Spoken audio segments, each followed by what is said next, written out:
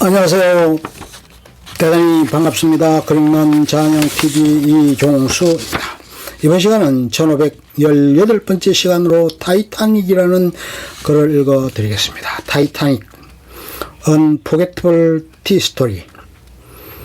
타이타닉은 1912년 영국 사우샘프턴 항에서 미국 뉴욕항으로 향하던 그 당시 최대의 호화 여객선이었던 타이타닉호의 침몰을 배경으로 그 속에서 피어난 두 남녀의 계급을 초월한 드라마틱한 사랑을 그린 제임스 카메론 감독의 작품이다.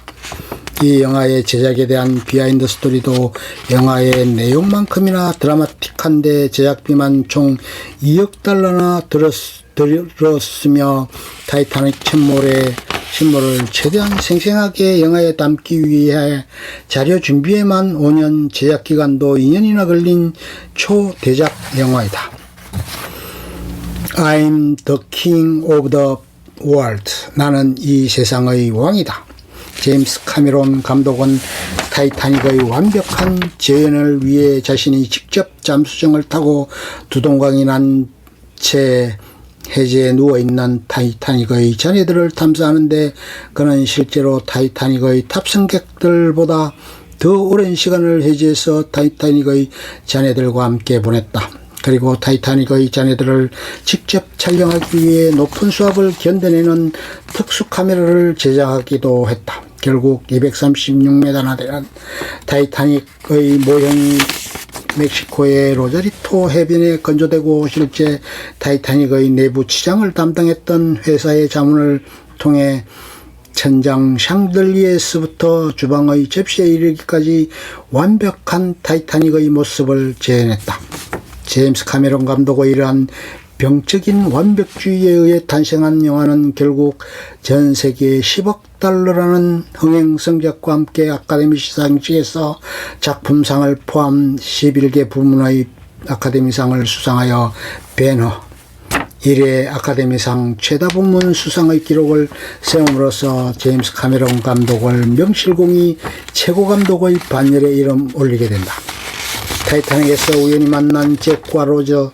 잭은 엄격한 규율과 여지를 따라야 하는 상류사회에서 생활과 신분 상승을 원하는 엄마의 강요에 의해 마지못해 한 칼 허클리와의 약혼에 괴로워하는 로즈에게 자유를 가르쳐주고 로즈는 순수하고 자유로운 영혼을 가진 잭에게 사랑의 감정을 느끼게 된다. 개인적으로 타이타닉을 처음 봤을 때 남자 주연 배우의 무게감이 영화의 스케일에 비해 너무 떨어지지 않나 하는 생각을 했다.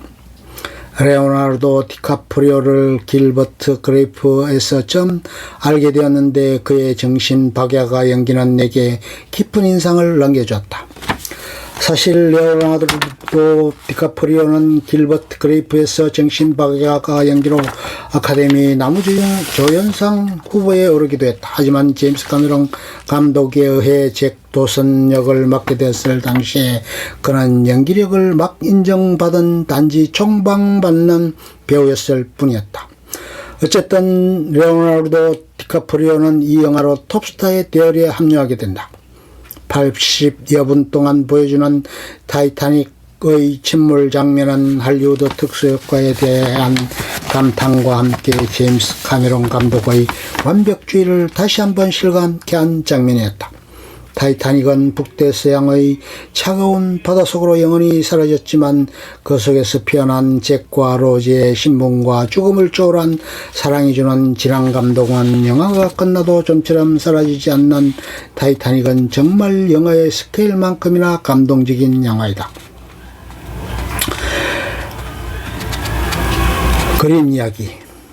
워낙에 유명한 걸작 영화인지라 관람하지 못했다더라도 그 이름쯤은 들어봤을 영화라 생각합니다. 영화 타이타닉은 제임스 카메론 감독의 연출로 잭 역의 레오나르도 디카프리오, 로즈 역의 케이스 윈슬렛이 출연하여 많은 유명세를 탔으며 실화를 바탕으로 재구성한 영화라는 점에서 어떻게 보면 재난 영화이고 또 달리 보면 로맨스 영화이기도 하지만 영화 제목처럼 실제 여객선 사고를 바탕으로 하였기에 주인공들의 삶의 이야기를 곁들인 현안 영화로 생각했습니다. 로제 역할의 케이트 윈슬렛, 잭 역할의 레오나르도 디카프리오. 1997년 제작된 타이타닉은 우리나라가 IMF 외환위기를 겪던 시기에 개봉하였고, 당시 사회 분위기로 보아 외환위기가 한창인데 할리우드 외화 관람을 자제해야 한다는 목소리가 높았던 시기로 기억납니다. 개인적으로도 망설이다가 너무 보고 싶은 마음에 결국 영화관에서 관람을 했었고요. 실제 타이타닉호는 1912년 2년 건조기간과 1년여 내외장 건조기간을 거쳐 당시 최대 크기와 최고 속도를 자랑하는 여객선으로 지역했습니다. 사고 동일 총 2223명이 생선하였고, 아일랜드 퀸즈타운에서 미국 뉴욕을 전속력으로 항해하는 호화 여객선이었습니다. 내 인생의 가장 큰 행운은 도박에서 딴 티켓으로 당신을 만난 거야. 영화에서 잭은 아일랜드 퀸즈타운 술판에서 벌어진 도박판에서 타이타닉 코 성성권을 따게 되어 배에 오르며 그곳에서 로제를 만납니다. 상류층의 숨막힌 예절과 통제, 그리고 이미 원치 않는 결혼을 해야 하는 로제는 여러모로 자유로운 잭을 만나 그동안 억눌렸던 감정을 다각도로 표현하고, 그런 로제를 리드하면서 잭도 로제를 사랑하게 됩니다. 영화 줄거리는 다 아실 테고요. 그렇게 두 사람은 서로 알아가는 과정에서 사랑하는 사이로 발전하게 되는데, 그 시각 타이타닉호의 조종실에선 항해 경로에 빙산이 있음을 경고하는 연락이 오지만 배의 성능과 크기를 맹신한 나머지 그대로 항해하게 되고, 타이타닉호는 빙산과 충돌을 하는 사고가 납니다.